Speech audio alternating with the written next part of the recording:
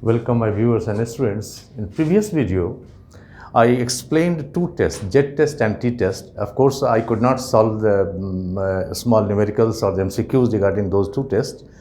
After I finish all four tests, then I'll be just solving few questions of MCQ just based on these tests. So, in yesterday's video, I explained Z and T test. Z was the large sample test and T was the small sample test.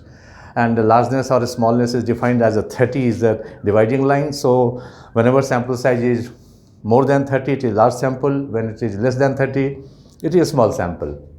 There we saw the various applications of T test and Z test. Today, I am here to explain this chi-square and F test.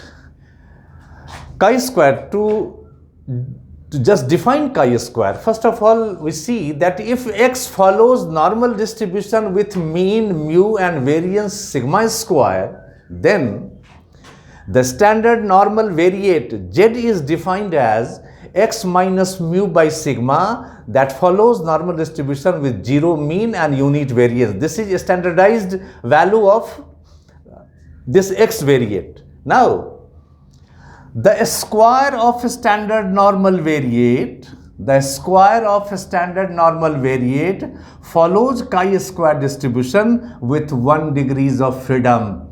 So Z was standard normal variate, Z was X minus mu by sigma, so X minus mu by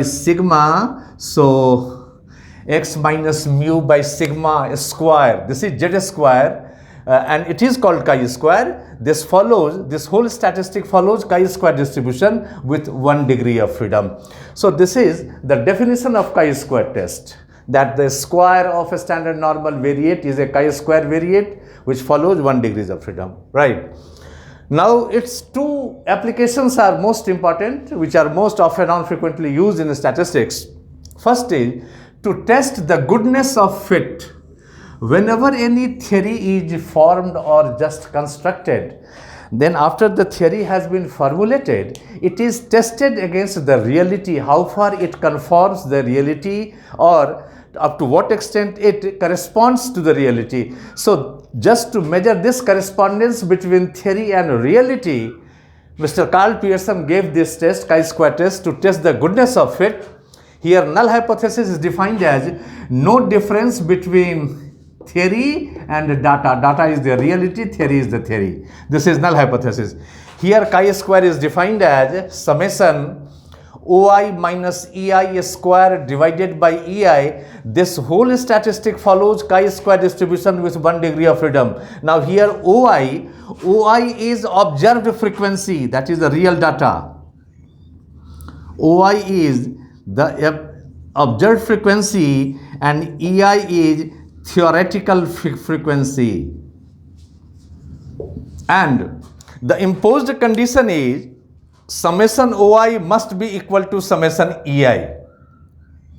So this test is the test of goodness of fit. Here we just calculate chi-square, and this calculated chi-square is compared with the chi-square from the table, obtained from the table. If this happens to be smaller than this one, null hypothesis is accepted. And if it stays larger than this one, null hypothesis is rejected. So this is the test of goodness of fit given by Karl Pearson, most powerful test. And second application of this is to test the independence of attributes, that is the characteristics, attributes. So whenever we have to measure the difference or the discrepancy between the two features or the two characteristics, अब आप इसको ऐसे ले सकते हैं कि urban जो होता है वोटिंग और रूरल वोटिंग दोनों अलग पैटर्न है, इस दोनों में कोई डिफरेंस है या दोनों एक ही है, हम लोग इसको यूज करेंगे. The colour of father's eye as well as the colours of sons' eye, अगर इसको देखनी है तो फिर हम यही टेस्ट करेंगे. So this is to test the independence of attributes. और यहां कहता है कि two attributes are independent.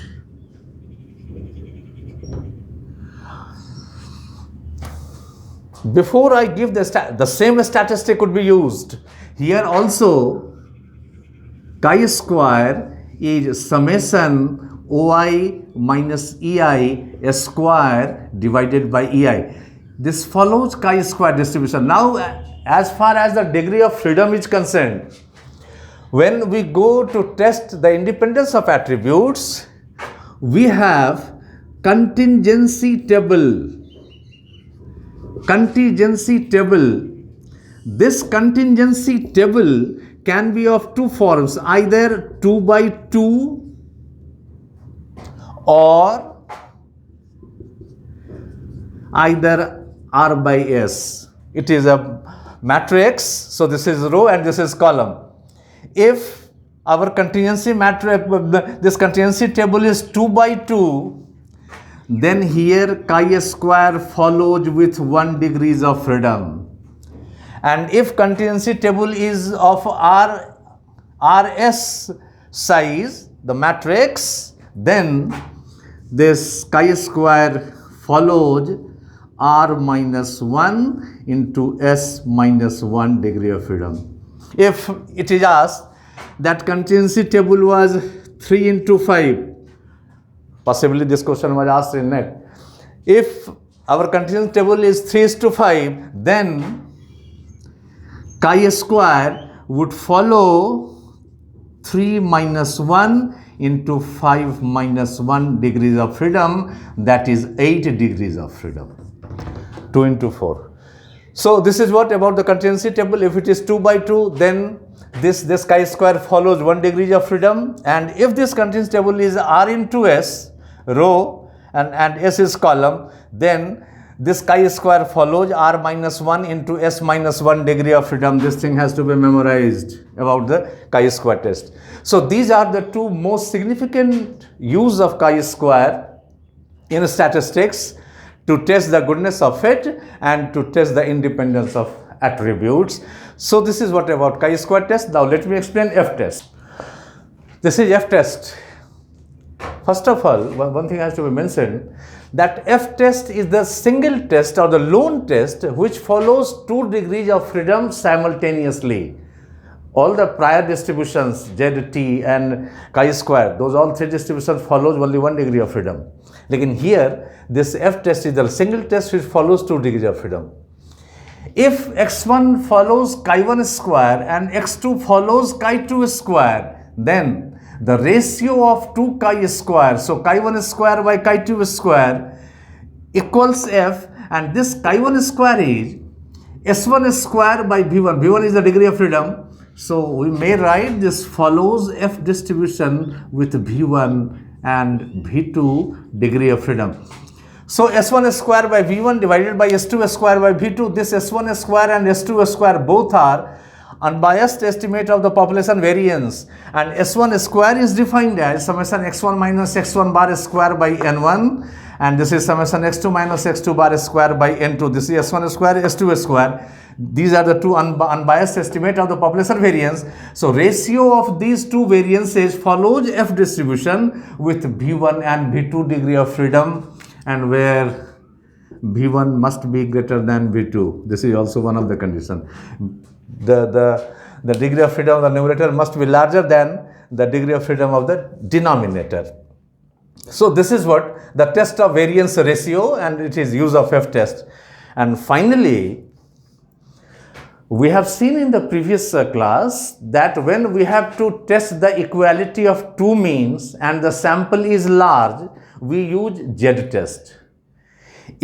Secondly, if we have to test the equality of two means and the sample is small, then we use T test. So whenever we have to test the equality of only two means, then either Z or T test could be used. But if we have to test the equality of more than two means, 3, 4, 5, n, more than two means, then in that case we use F test, F statistic, and this is done in analysis of variance, that is the ANOVA table. In ANOVA table, we use more than the test of equality of more than two means, maybe 3, 4, 5, 6, this could be.